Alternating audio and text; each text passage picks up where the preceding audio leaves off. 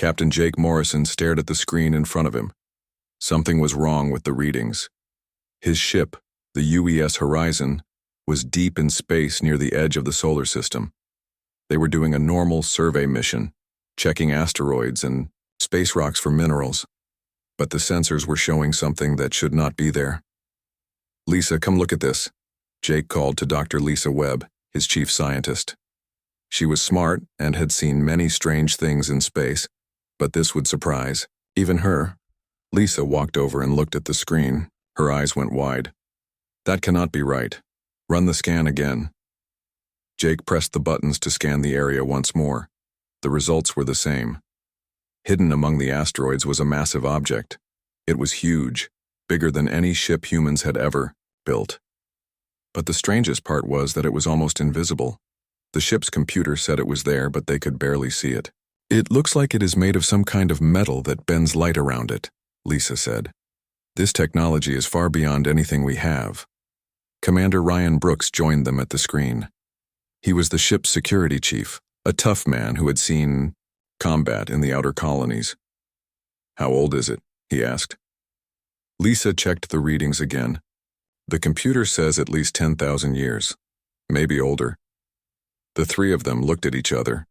Humans had only been in space for a few hundred years. 10,000 years ago, people on Earth were just learning to farm. No human could have built this ship. "We need to get closer," Jake said. "This could be the greatest discovery in human history." They moved the Horizon carefully toward the hidden ship.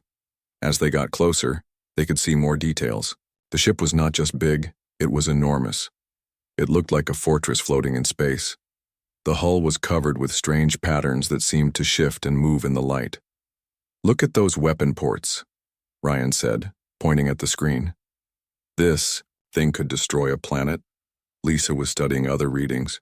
"The metal it is made from is absorbing our scanner beams. I have never seen anything like it. It is like the ship is alive." Jake made a decision. "We are going aboard. Ryan, get your team ready. Lisa, bring your equipment. We need to find out what this thing is." Ryan gathered 5 of his best security officers. Lisa packed her tools for studying ancient objects. Jake chose 2 pilots to stay with the Horizon in case they needed to leave quickly. They put on their spacesuits and took a small shuttle to the alien ship. As they got close, they found an opening in the hull. It was clearly a docking bay, but it was much larger than any human ship would need. "The bay is pressurized," Lisa said, checking her instruments. "There is air inside, and it is safe for humans to breathe." They landed the shuttle and stepped out into the alien ship. The lights came on automatically as they walked. The hallways were wide and tall, as if built for giants. But something about the design felt familiar, almost human. "Look at these walls," Lisa said, running her hand along the smooth metal. "The metal is warm and I can feel a slight vibration. This ship still has power after 10,000 years. They walked deeper into the ship. The corridors seemed to go on forever. They passed rooms full of machines they did not understand. Some rooms had windows that showed the stars outside, but the glass was so clear it seemed like there was nothing there at all. "Captain, you need to see this," one of Ryan's men called from ahead. They hurried to catch up. The security officer was standing in front of a massive room. Inside were weapons that looked like they could tear apart moons. The energy readings from the weapons made their instruments go crazy. "One shot from those guns could destroy our entire fleet," Ryan said quietly, but Lisa was looking at something else. "Jake, look at this control panel. These symbols, I have seen them before." Jake looked where she was pointing. The symbols were carved into the metal of the control panel. They looked familiar, but he could not place where he had seen them. "They look almost like very old human writing," Lisa said. "But that is impossible." They continued exploring the ship. Every room they entered made them more amazed and more confused. The technology was so advanced it seemed like magic. But everywhere they looked, there were small details that seemed human. Finally, they reached the center of the ship. Here they found a large chamber with a single object in the middle. It was a crystal pod, glowing with soft blue light. Inside the pod was a figure. "Is that?" Jake started to say. "A human," Lisa finished. That is definitely a human. The figure in the pod was a man. He looked to be in his 30s with dark hair and a strong build. His body was covered in scars, the kind that come from many battles. He was wearing clothes made from the same strange metal as the ship. He has been in there for thousands of years, Lisa said, studying the pod. But look at these readings, he is still alive. Ryan stepped closer to the pod. How is that possible? Lisa was working with her instruments, trying to understand the technology that kept the man alive. This is not just a freezing system. This is something much more advanced. It has kept his body perfect for all this time. Jake looked at the controls around the pod. Some of the symbols were the same as the ones they had seen throughout the ship. Without thinking, he reached out and touched one of the symbols. The pod began to change. The blue light grew brighter, and they could hear a soft humming sound. Slowly, the crystal began to open. Jake, what did you do? Ryan asked, his hand moving to his weapon. I think I started a wake-up process, Jake said. They watched as the crystal pod opened completely. The man inside took a deep breath and opened his eyes. His eyes were sharp and intelligent, but they also looked very tired, as if he had seen too much pain. The man sat up slowly and looked at them. When he spoke, his voice was clear and strong, but his accent was strange, like he was speaking a very old form of English. How long? He asked simply. Lisa checked her instruments. According to our tests, you have been asleep for over 10,000 years. The man closed his eyes and was quiet for a long moment. When he opened them again, there was sadness in them. Then they have forgotten, he said quietly. The Guardians have failed, and Earth stands defenseless. Jake felt a chill run down his spine. Who are you? The man stood up from the pod. Even though he had been asleep for thousands of years, he moved like a trained warrior. I am Commander Alex Kane, he said. I am the last guardian of Earth. Alex Kane stood in the crystal chamber, his mind slowly coming back to full awareness. The humans in front of him looked so different from the people he remembered. Their clothes, their equipment, even the way they stood showed how much had changed. Guardian of Earth? Jake asked. What does that mean? Alex walked to one of the walls and placed his hand on it. The metal responded to his touch, and suddenly the room filled with images of light. The humans watched in amazement as pictures appeared in the air around them, showing scenes from long ago. 10,000 years ago, Earth was not the world you know, Alex began. It was the center of a great empire that reached across the galaxy.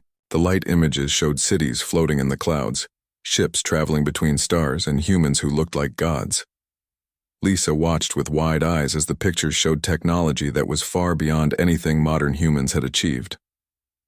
We had mastered the secrets of the universe, Alex continued. We could travel faster than light, bend energy to our will, and extend human life for thousands of years. Earth was beautiful then, covered in crystal cities and floating gardens. Dr. Linda Gray, who had joined them from the horizon, was recording everything. She was the ship's historian, and she knew that what Alex was telling them would change everything humans believed about their past. But we were not alone in the galaxy, Alex said. The images changed to show alien creatures, some beautiful and some terrifying. There were many other species among the stars.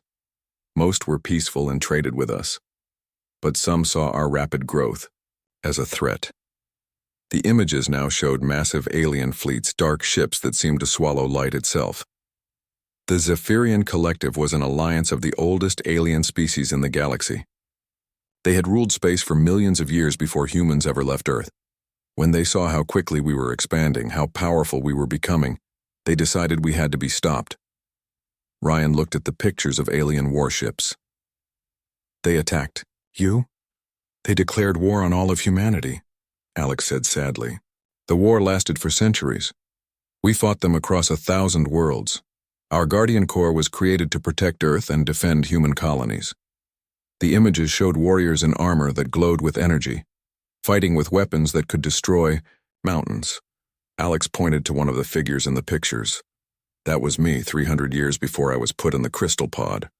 We Guardians were enhanced, made stronger and faster than normal humans. We could interface directly with our technology, pilot ships with our thoughts and fight battles that would be impossible for ordinary people. Lisa studied the images carefully. How many Guardians were there? At our peak, there were 10,000 of us, Alex replied. Each one was worth an army. We held the line against overwhelming odds for so long. But the Zephyrians never stopped coming.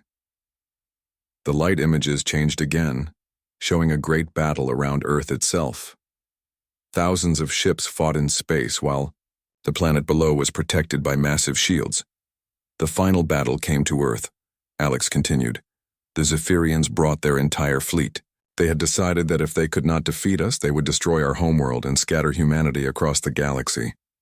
Jake watched the images of the epic battle. What happened? Alex was quiet for a moment.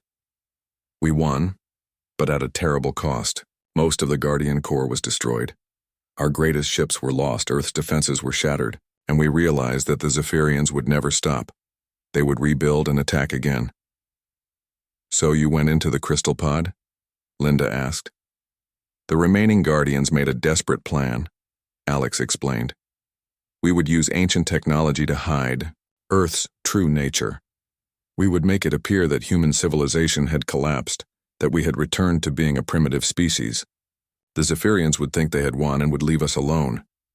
The images showed Guardians working frantically to hide their technology, to bury their cities, and to make Earth look like a simple world with early civilization. But we knew that one day, the Zephyrians might return. So I volunteered to be the failsafe. I was put into deep sleep with instructions that if Earth was ever threatened again, if the Guardian Corps ever fell completely, I would be awakened. Ryan understood. And the fact that you are awake now means... It means something has gone very wrong, Alex said grimly. Either Earth is in immediate danger, or the hidden systems that were supposed to protect humanity have failed. As if his words had summoned them, alarms began to sound throughout the ship. Alex moved quickly to a control panel and placed both hands on it. Information flowed into his mind faster than the others could follow. No, he whispered. They have found us. The images in the room changed to show long-range sensor readings. Far out in space, beyond the edge of the solar system, massive shapes were moving toward them. The Zephyrian Collective, Alex said. They are coming back. Lisa looked at the sensor readings. How many ships? Alex studied the data flowing through his mind. Thousands, maybe tens of thousands. They have spent the last 10,000 years building their forces, preparing for this moment. But how did they find Earth? Jake asked. You said it was hidden. Alex looked troubled. Something must have given us away. Perhaps our expansion into space, our radio signals, or maybe they never really believed we were gone. It does not matter. Now, they are coming and Earth has no defenses. Linda was studying her historical records. According to our history books, 10,000 years ago, humans were just beginning to farm. There were no cities, no technology, no space travel. Your history books are wrong, Alex said simply. Or rather, they show what we wanted them to show. The truth was hidden so well that even humans forgot it. Ryan was thinking like a soldier. If these Zephyrians are coming back, what can we do? Our entire fleet would not be able to stop one of their ships, based on what you are showing us. Alex walked back to the crystal pod and reached inside. He pulled out a device that looked like a combination of crystal and metal. When he touched it, it began to glow. The ship we are standing on is called the Aegis Prime, he said. It was my command ship, and it is the most powerful vessel ever built by humans. It has been waiting here for 10,000 years, repairing itself and preparing for my return. The ship around them suddenly felt different. They could hear a deep humming sound as systems that had been dormant for millennia began to activate. But even the Aegis Prime alone cannot stop the Zephyrian fleet. Alex continued. We will need more than one ship. We will need to awaken humanity itself. What do you mean? Lisa asked. Alex looked at each of them carefully. You are all descendants of the humans who built this empire. The potential for greatness still exists in your genetic code. It has been sleeping, waiting for the right trigger to awaken it. Jake felt a strange tingling sensation in his mind. Are you saying we could become like the Guardians? Not exactly like us, Alex said. But you could become much more than you are now. Faster, stronger, smarter, able to use technology that seems impossible to you now. The alarms were getting louder. Alex moved to another control panel, and the main screen showed a view of space around them. In the distance, dark shapes were becoming visible. The Zephyrian advanced scouts have already entered the solar system, Alex said. They will reach Earth in days, not weeks. Ryan gripped his weapon tighter. Then we need to warn Earth, get our fleets ready. Alex shook his head sadly. Your fleets would be destroyed in minutes. The Zephyrians have had 10,000 years to improve their technology. Their weakest ships are stronger than your best. Then what do? Jake asked. Alex turned to face them all. We do what the Guardians always did. We stand between Earth and those who would destroy it. But first, we need to get you back to your ship. I need to begin preparing, and you need to start becoming more than human. As they prepared to leave, the crystal chamber. Alex looked back at the pod that had been his home for so long. The Zephyrians think they are returning to finish what they started, he said quietly. They have no idea that they are about to awaken something they thought was lost forever. Alex Kane wasted no time once the humans returned to their ship. The Aegis Prime, his ancient vessel, was already beginning its full awakening. Systems that had slumbered for 10,000 years were coming online, and the ship was remembering what it was built to do. Engineer Tony Mitchell was aboard the Horizon when the first changes began. He was monitoring the strange energy readings from the alien ship when suddenly his instruments went wild. The ship they had found was transforming. Captain Morrison, you need to see this, Tony called over the communication system. Jake, who was still aboard the Aegis Prime with Alex, could see the changes happening around him. The corridors were becoming brighter, and he could feel power flowing through the ship like blood through veins. Your ship is alive, Jake said to Alex in amazement. Not alive exactly, Alex replied, but more than just metal and circuits. Guardian technology bonds with its users. The Aegis Prime has been waiting for me to return. Alex led Jake to what he called the command center. It was a vast room filled with controls that seemed to be made of light itself. When Alex placed his hands on the main console, the entire ship responded to his thoughts. Watch, Alex said, and suddenly the view outside changed. The Aegis Prime was moving, but not like any ship Jake had ever seen. It seemed to fold space around itself, traveling vast distances in seconds. We just moved from the asteroid belt to the orbit of Mars, Alex explained. This ship can cross the galaxy in hours. Back on the Horizon, Tony was trying to understand readings that made no sense. The ship is generating power equivalent to a small star, he reported, and its hull is regenerating. I can see sections that were damaged thousands of years ago healing themselves. Alex brought Jake to another section of the ship, where weapons that defied imagination were stored. Devices that looked like works of art, but could destroy planets. Armor that seemed to be made of liquid light. Ships small enough for one person that could move faster than the human eye could follow.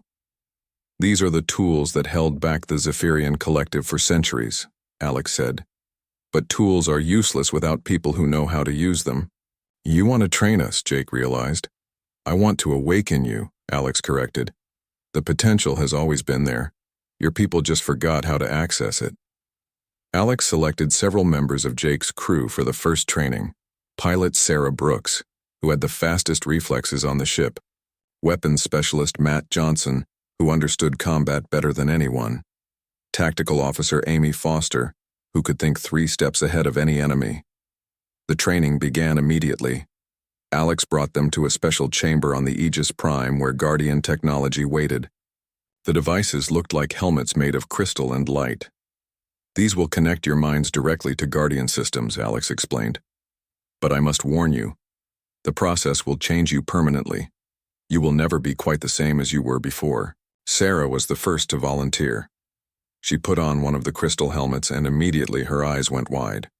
Information was flowing into her mind faster than should be possible. But somehow, she understood all of it. I can see the entire ship, she whispered in amazement. Every system, every corridor. It is like the ship is part of me now. Matt was next. When the helmet connected to his mind, he could suddenly understand weapons that had seemed impossible moments before. "These guns do not just fire energy," he said in wonder. "They fire controlled pieces of reality itself." Amy's transformation was the most dramatic. Her mind expanded to encompass tactical possibilities that spanned entire star systems. "I can see the battle that is coming," she said. "Every move the Zephyrians will make, every counter-move we can attempt." But the changes were not just mental. As the Guardian technology bonded with them, their bodies began to change as well. They moved faster. Their reflexes became superhuman, and they could interface with technology through thought alone. "This is what humanity was always meant to become," Alex told them. "The Zephyrians feared us not because we were aggressive, but because we adapted so quickly. We took their million-year-old technologies and improved them in decades." Meanwhile, the Zephyrian advance fleet was getting closer to Earth. Their scouts had reported back to the main force, and the news was spreading panic through their ranks. The readings their ships were detecting from the inner solar system were impossible. War Admiral Thexundar, commander of the advance fleet, studied the reports with growing concern. "These energy signatures," he told his officers, "they match Guardian technology." "That is impossible," his second-in-command replied. "The Guardians were destroyed 10,000 years ago. We made sure of that." "Then explain these readings," Thexundar demanded. "Explain how a Guardian ship is active in human space." The truth was beginning to dawn on the Zephyrian commanders. They had assumed that humanity had remained weak, that the species they had fought to a standstill had never recovered from their defeat. But what if they had been wrong? What if the humans had simply been hiding? Back on the Aegis Prime, Alex was training more humans. Each person who underwent the Guardian bonding process became something more than they had been before. Dr. Lisa Webb could now analyze alien technology with a glance. Commander Ryan Brooks could predict enemy movements before they happened. "How many people can undergo this process?" Jake asked. "Every human has the potential," Alex replied. "Your entire species carries the genetic legacy of the ancient empire. Given time, I could awaken all of humanity." "How much time do we have?" Alex checked the long-range sensors. The Zephyrian main fleet was still weeks away, but their advance forces were much closer. "The first attack will come in 3 days," he said. 3 days to prepare for a war?" Sarah asked. She was now piloting a Guardian fighter craft that seemed to respond to her thoughts. 3 days to remind the galaxy why they used to fear us," Alex corrected. He gathered all the newly awakened humans in the main command center. "The Zephyrians expect to find Earth defenseless," he told them. "They think they will be attacking a primitive species with simple weapons. They have no idea what they are about to face." Tony Mitchell, who had been monitoring communications from Earth, looked worried. "The human governments are starting to panic. They are detecting the alien fleet approaching, but they do not understand what it means. Should we warn them?" Amy asked. Alex shook his head. "Not yet.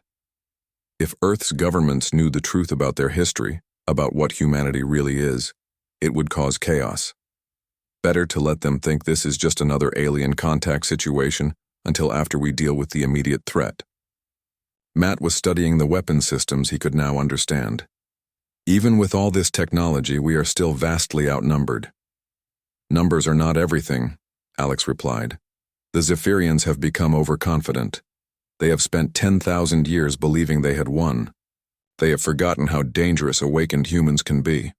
As the 3 days passed, more humans underwent the Guardian awakening process.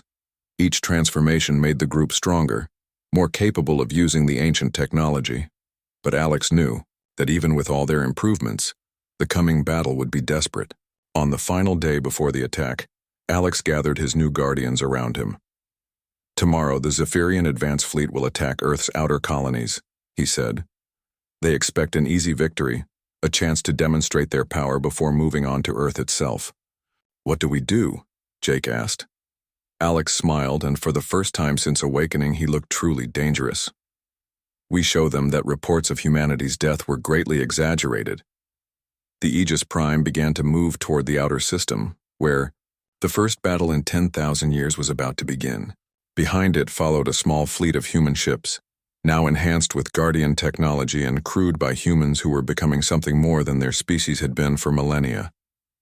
The Zephyrians thought they were coming to finish an old war. They had no idea they were about to start a new one. The attack came without warning, just as Alex had predicted. War Admiral Thexundar led his advance fleet against the human colony of New Boston, a mining settlement on the edge of the solar system. The Zephyrian commander expected the assault to be over in minutes. 12 massive Zephyrian warships dropped out of faster-than-light travel and immediately began their bombardment. Each ship was the size of a small city, armed with weapons that could crack planets. The colonists never had a chance, or so the Zephyrians thought. The first shock came when their weapons struck the colony's shields. Instead of the simple defensive barriers they expected from primitive humans, they encountered energy fields that absorbed their attacks and grew stronger. Impossible, Thexundar muttered as he watched his most powerful guns fail to penetrate the colony's defenses. Humans do not have this technology. Then the real surprise came. From the darkness between the planets, the Aegis Prime emerged like a predator stalking its prey. The ancient Guardian ship had been waiting, invisible to Zephyrian sensors, for exactly this moment.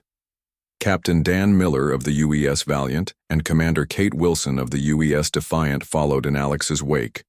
Their ships had been transformed by Guardian technology, their hulls now gleaming with the same energy that powered the Aegis Prime. All ships, this is Commander Kane. Alex's voice came over the communication channels.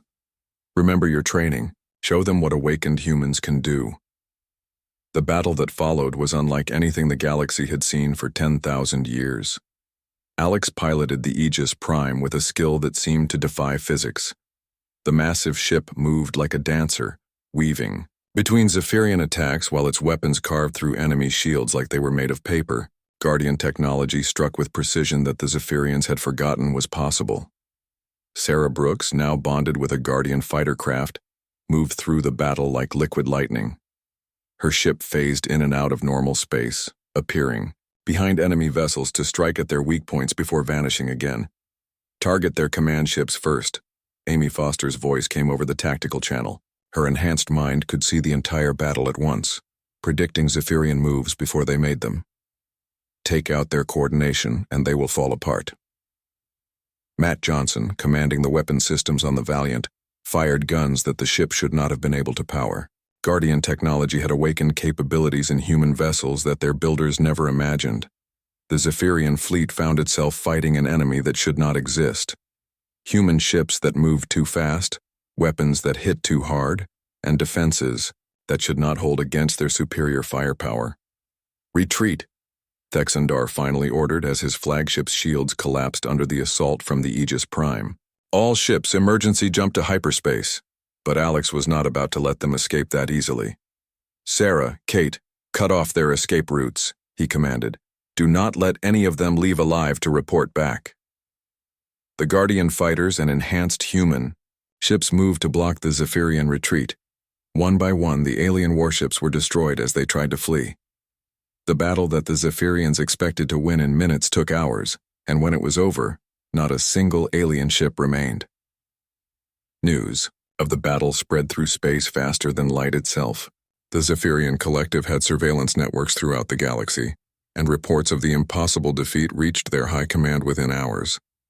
Supreme Commander Vex Thol, leader of the collective, could not believe the reports. 12 of our finest warships destroyed by primitive humans.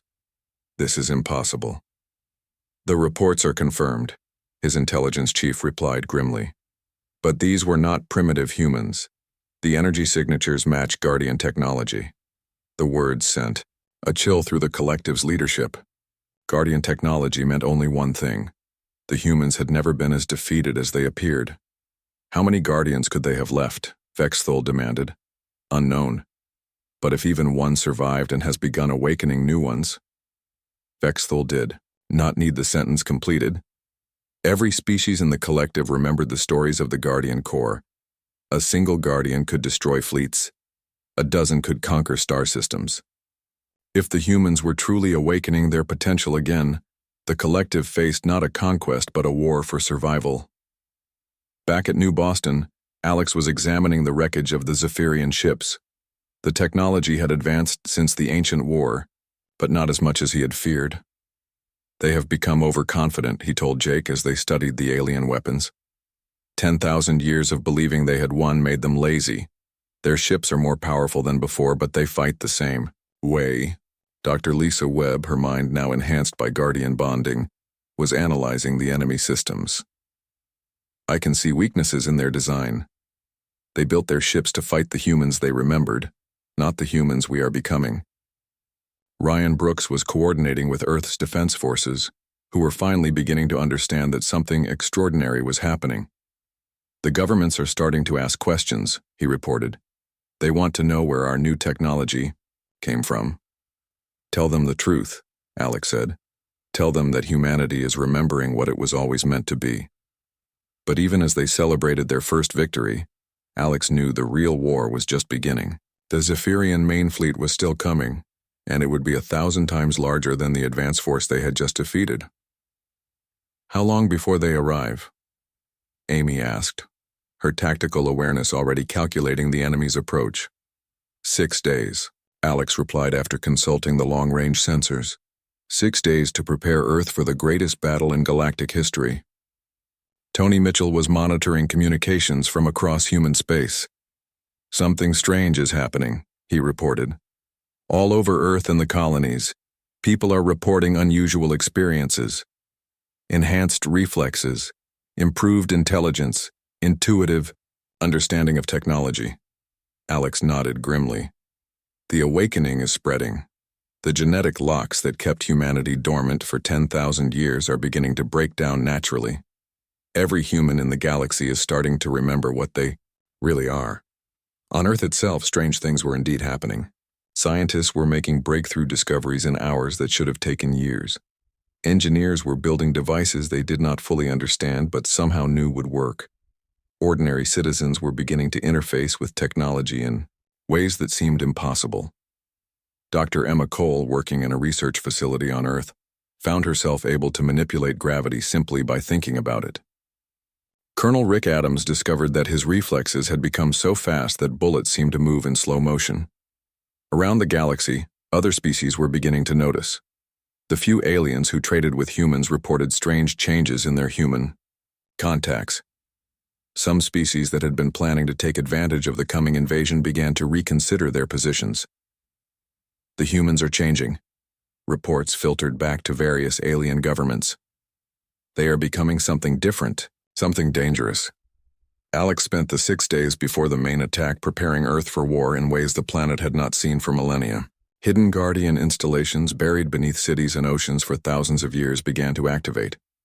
The moon itself revealed its true nature as the ultimate Guardian fortress.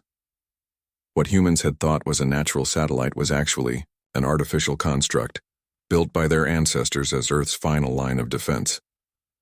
Our ancestors prepared for this day, Alex told the assembled human leaders via holographic communication. They knew the Zephyrians would return eventually. Earth has defenses that have been waiting 10,000 years to be used.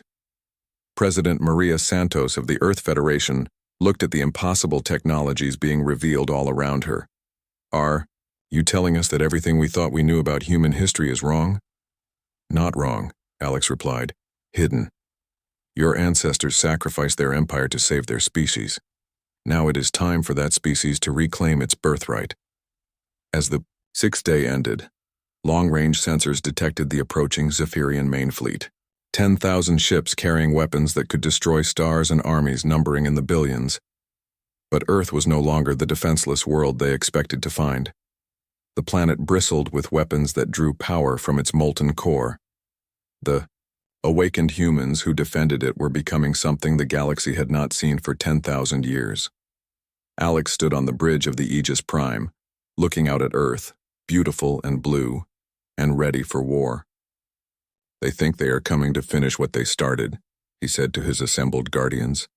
They have no idea they are about to witness humanity's return to the stars. The final battle was about to begin, and this time, the galaxy would remember why humans had once been called the inheritors of infinity. The Zephyrian main fleet arrived like a storm of darkness. 10,000 ships dropped out of hyperspace around Earth, their combined mass large enough to block out the sun. Supreme Commander Vexthul had brought the full might of the collective, enough firepower to crack planets and armies that numbered in the billions.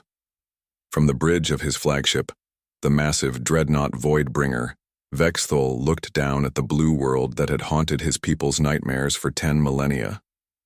At last, he said to his assembled war council, "Today we finish what our ancestors began. Today we ensure that the human threat never rises again." But as the collective fleet prepared for the final assault, they began to detect readings that filled them with dread. Earth was not the defenseless world their intelligence had promised. The planet's surface revealed massive installations that had been hidden for thousands of years. Cities that humans thought were built on solid ground turned out to be constructed over guardian fortresses. The ocean floors opened to reveal weapons platforms that drew their power from the planet's molten core. Most shocking of all, the moon began to change. What humanity had believed was a natural satellite revealed its true nature as the greatest fortress ever constructed. Ancient guardian technology awakened, and the moon's surface opened like a flower to reveal weapons that could destroy entire fleets. "Impossible," one of Vexthul's admirals whispered. "The humans could not have hidden technology like this for 10,000 years. They did not hide it," Vexthul realized with growing horror. "They left it here on purpose. They knew we would return." On Earth, the awakening of humanity was reaching its peak. All across the planet, ordinary people were discovering abilities they never knew they possessed. Factory workers found themselves able to understand alien technology with a glance. Students solved mathematical problems that had puzzled scientists for decades. Children played games that required them to manipulate energy fields with their minds. Lieutenant Commander Steve Parker, piloting a Guardian fighter above New York, could phase his ship in and out of normal space-time.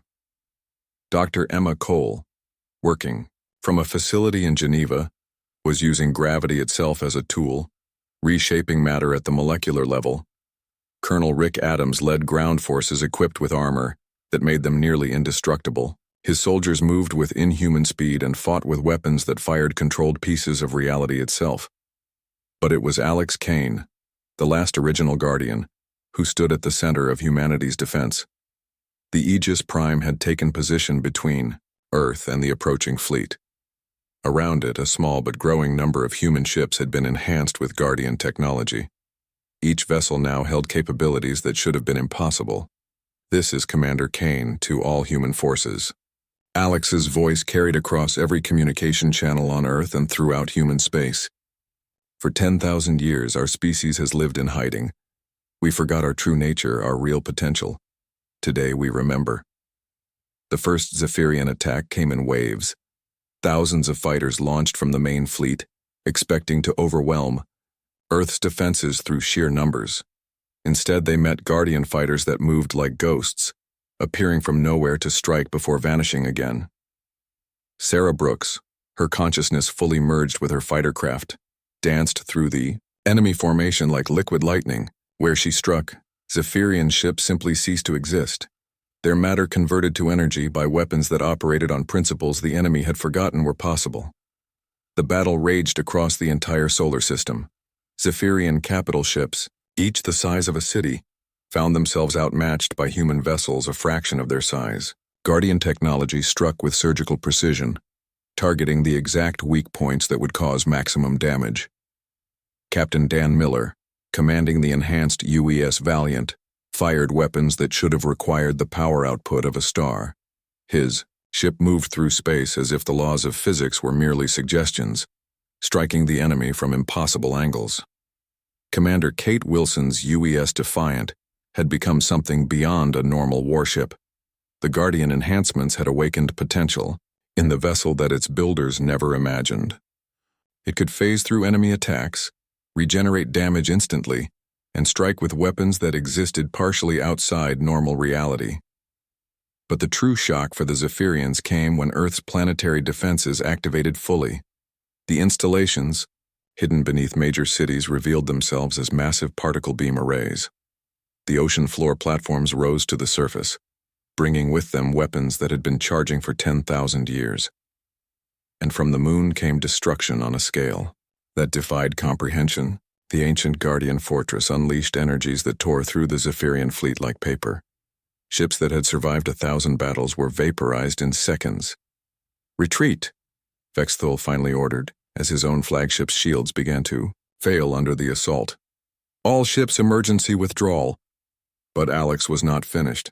"No," he said simply, his voice carrying across all frequencies. "You came here to finish this war, so let us finish it." The Aegis Prime moved through the battle like a force of nature. Where it passed, Zephyrian ships died. Alex's enhanced consciousness could perceive the entire battle at once, coordinating attacks with a precision that seemed supernatural. Amy Foster, her tactical awareness expanded beyond human limits, directed the flow of battle like a conductor leading a symphony of destruction. "Focus fire on their command ships," her voice guided the human forces. "Without coordination, their numbers mean nothing." Matt Johnson's weapon systems had evolved beyond anything the original designers imagined.